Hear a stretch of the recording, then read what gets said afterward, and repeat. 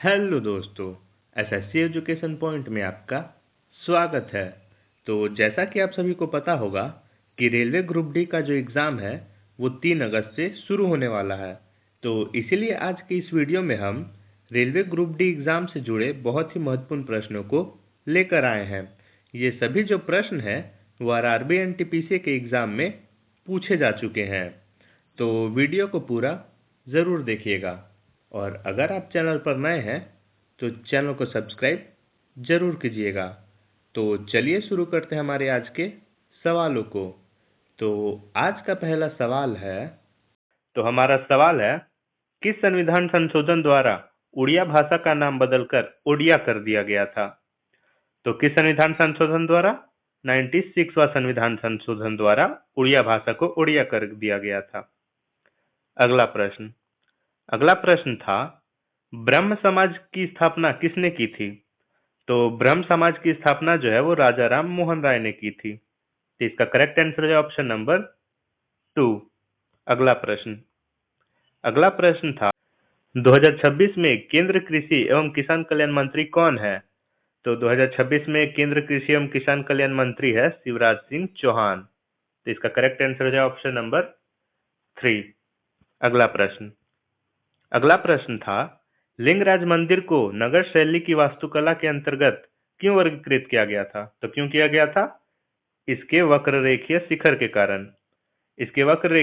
कारण। लिंगराज मंदिर को नगर शैली की वास्तुकला के अंतर्गत वर्गीकृत किया गया था। तो इसका करेक्ट आंसर है ऑप्शन नंबर 2। अगला प्रश्न था, लमन किस राज्य का प्रसिद्ध लोक नृत्य एवं गीत है?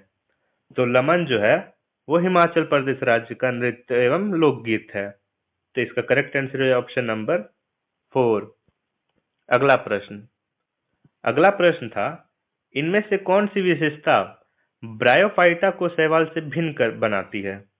तो कौन सी विशेषता? भ्रूण का निर्माण ब्रायोफाइटा में होता है मगर शैवाल में नहीं होता है। तो भ्रूण का निर्माण जो है वो ब्रायोफाइटा को शैवाल से भिन्न बनाती है। अगला प्रश्न था, अरुंधति रॉय की पुस्तक मदर मेरी कम्स टू मी का प्रकाशन किस संस्थान ने किया था? तो इसका प्रकाशन जो किया था वो किया था पेंगुइन रैंडम हाउस ने। तो इसका करेक्ट आंसर है ऑप्शन नंबर 2। अगला प्रश्न था, एमएस वर्ड में डॉक्यूमेंट सेव करने के लिए किस शॉर्टकट कुंजी का प्रयोग किया जाता है?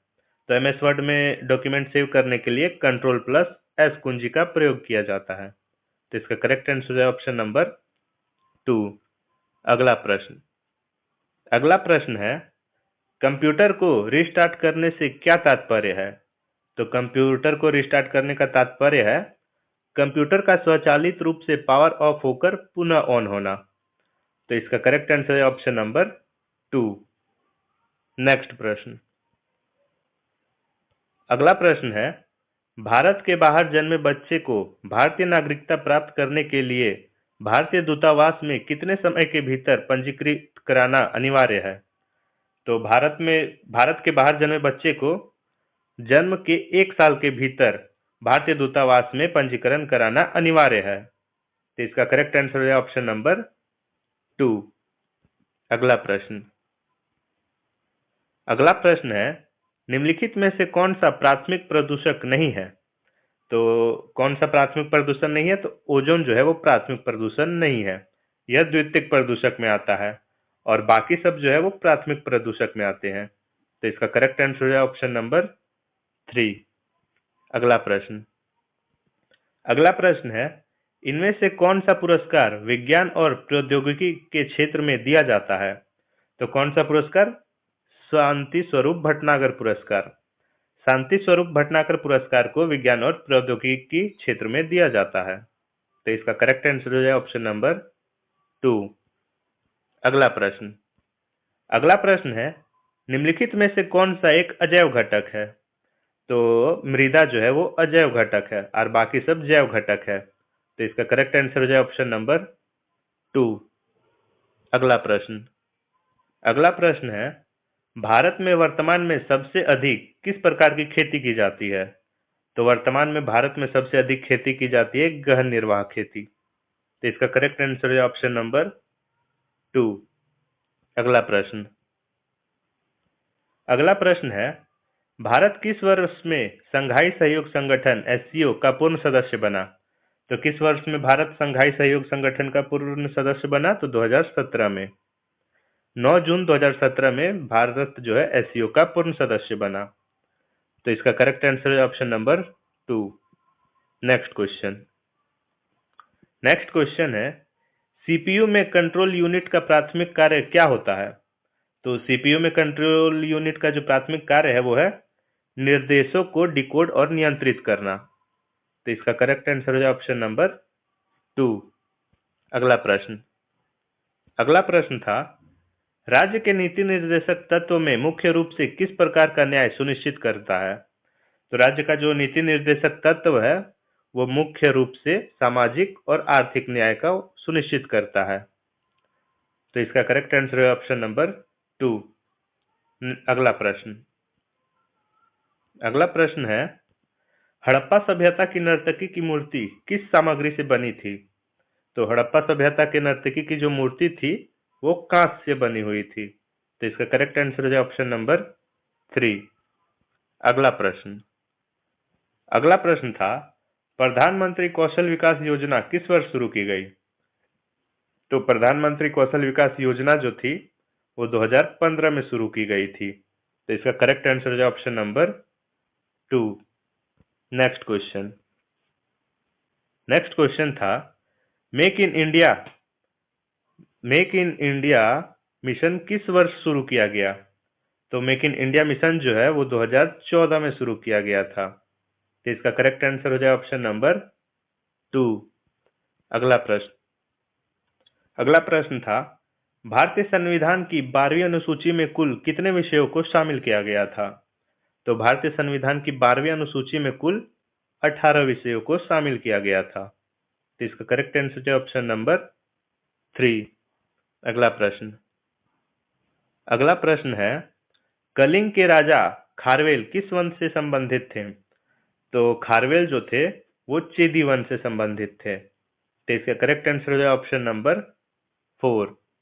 अगला प्रश्न था, 1510 ईस्वी में पुर्तगालियों द्वारा किस भारतीय बंदरगाह या शहर पर कब्जा किया गया था? तो 1510 ईस्वी में पुर्तगालियों द्वारा जो है वो गोवा राज्य के बंदरगाहों को कब्जा किया गया था। तो इसका करेक्ट आंसर है ऑप्शन नंबर 2। अगला प्रश्न था, प्राचीन भारतीय इतिहास में देवानापिय की उपाधि किसे दी गई थी? देवानापिय का मतलब था देवताओं को प्रिय। तो प्राचीन भारत में देवानापिय की उपाधि जो है वो सम्राट अशोक को दी गई थी। तो इसका करेक्ट आंसर है ऑप्शन नंबर 3। अगला प्रश्न था, प्रधानमंत्री नरेंद्र मोदी द्वारा धरती आबा जनजाति ग्राम उत्कर्ष अभियान की शुरुआत कब की गई? तो प्रधानमंत्री नरेंद्र मोदी द्वारा जो है वो धरती आबा जनजाति ग्राम उत्कर्ष अभियान 2 अक्टूबर 2024 को शुरू की गई थी, यानी कि महात्मा गांधी जयंती में। तो इसका करेक्ट आंसर है ऑप्शन नंबर 2। अगला प्रश्न था, अशोक के शिलालेखों में देवनाम प्रिय और प्रियदर्शी नामों को सबसे पहले किसने पहचाना था? तो शिलालेखों में देवनाम प्रिय और प्रियदर्शिका के नामों को सबसे पहले जेम्स प्रिंसपे ने पहचाना था। तो इसका करेक्ट आंसर हो जाए ऑप्शन नंबर 2। अगला प्रश्न है, 2025 में 68वां राष्ट्रमंडल संसदीय सम्मेलन कहाँ आयोजित किया गया था? तो 68वां राष्ट्रमंडल जो है वो संसदीय सम्मेलन ब्रिजटाउन बारबाडोस में आयोजित किया गया था। तो इसका करेक्ट आंसर हो जाए ऑप्शन नंबर 3। अगला प्रश्न था, विकसित देशों की जीडीपी में किस क्षेत्र का योगदान सबसे अधिक होता है? तो विकसित देशों की जीडीपी में तृतीय क्षेत्रों का योगदान सबसे अधिक होता है। तो इसका करेक्ट आंसर है ऑप्शन नंबर 2। अगला प्रश्न दिया हुआ था, 2025-30 की अवधि के बाजार पूर्वानुमानों के अनुसार ग्लास फाइबर रीइंफोर्स्ड पॉलीमर बाजार की वार्षिक वृद्धि दर के मामले में भारत का स्थान क्या है? तो ग्लास फाइबर रिइंफोर्स्ड पॉलीमर बाजार की वार्षिक वृद्धि दर में भारत का स्थान है पहला। तो इसका करेक्ट आंसर हो जाएगा ऑप्शन नंबर 1। अगला प्रश्न था, सतत विकास रिपोर्ट 2025 के अनुसार वैश्विक एसडीजी सूचकांक में भारत की रैंक क्या है? तो 2025 के अनुसार वैश्विक एसडीजी सूचकांक में भारत का जो रैंक है वो है 99वां। तो इसका करेक्ट आंसर हो जाए ऑप्शन नंबर 2। अगला प्रश्न है, इनमें से कौन सा घन वाद्य यंत्र का एक उदाहरण है? तो घन वाद्य यंत्र का उदाहरण है घटम। तो इसका करेक्ट आंसर हो जाए ऑप्शन नंबर 2। अगला प्रश्न है, निम्नलिखित में से किस पुर्तगाली गवर्नर ने ब्लू वाटर पॉलिसी शुरू की थी? तो किस पुर्तगाली ने ब्लू वाटर पॉलिसी शुरू की थी? फ्रांसिस्को डी अल्मेडा ने। तो इसका करेक्ट आंसर हो जाए ऑप्शन नंबर 2। अगला प्रश्न दिया हुआ था, निम्नलिखित में से कौन सा उपकरण इनपुट और आउटपुट दोनों के रूप में काम करता है? तो इनपुट और आउटपुट दोनों के रूप में काम करता है टच स्क्रीन। तो इसका करेक्ट आंसर है ऑप्शन नंबर 3। अगला प्रश्न था, राज्य के नीति निर्देशक तत्वों के तहत कौन सा अनुच्छेद ग्राम पंचायत के संगठनों का उल्लेख करता है? तो ग्राम पंचायत के संगठनों का उल्लेख करता है अनुच्छेद 40। तो इसका करेक्ट आंसर है ऑप्शन नंबर 2। अगला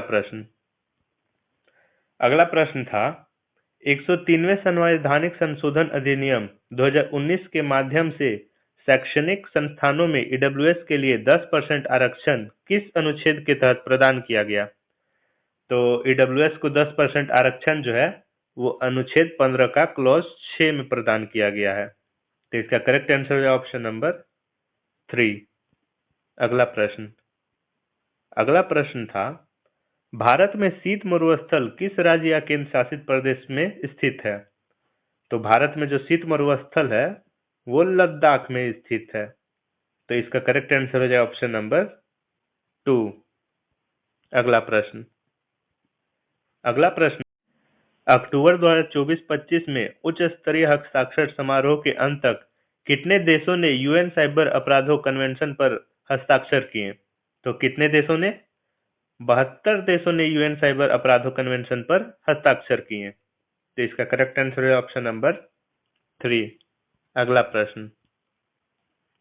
प्रश्न था, निम्नलिखित में से किस केंद्र शासित प्रदेश में अपनी चुनी हुई विधानसभा है? तो किस केंद्र शासित प्रदेश में अपनी चुनी हुई विधानसभा है? तो दिल्ली में। तो इसका करेक्ट आंसर हो जाए ऑप्शन नंबर 1। और दिल्ली के साथ साथ पुदुचेरी में भी अपना चुना हुआ विधानसभा है।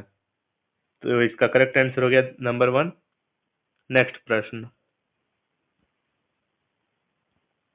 अगला प्रश्न है, पृथ्वी शिखर सम्मेलन किस वर्ष आयोजित किया गया था? तो पृथ्वी शिखर सम्मेलन जो है वो 1992 में आयोजित किया गया था। तो इसका करेक्ट आंसर है ऑप्शन नंबर 3। अगला प्रश्न है, बर्फ का अचानक से खिसकना क्या कहलाता है? तो बर्फ का अचानक से खिसकना जो वो हिमस्खलन कहलाता है। तो इसका करेक्ट आंसर है ऑप्शन नंबर 1। अगला प्रश्न है, साधारण सूक्ष्मदर्शी में किस प्रकार के लेंस का प्रयोग किया जाता है? तो साधारण सूक्ष्मदर्शी में जो है वो उत्तल लेंस का प्रयोग किया जाता है। तो इसका करेक्ट आंसर हो जाएगा ऑप्शन नंबर 1। अगला प्रश्न है, भारतीय संविधान का कौन सा अनुच्छेद नगर पालिकाओं की वित्तीय स्थिति की समीक्षा के लिए वित्त आयोग का प्रावधान करता है? तो भारतीय संविधान का कौन सा अनुच्छेद? तो अनुच्छेद 343 का वाई। 343 का वाई जो है वो नगर पालिकाओं की वित्तीय स्थिति की समीक्षा के लिए वित्त आयोग का प्रावधान करता है।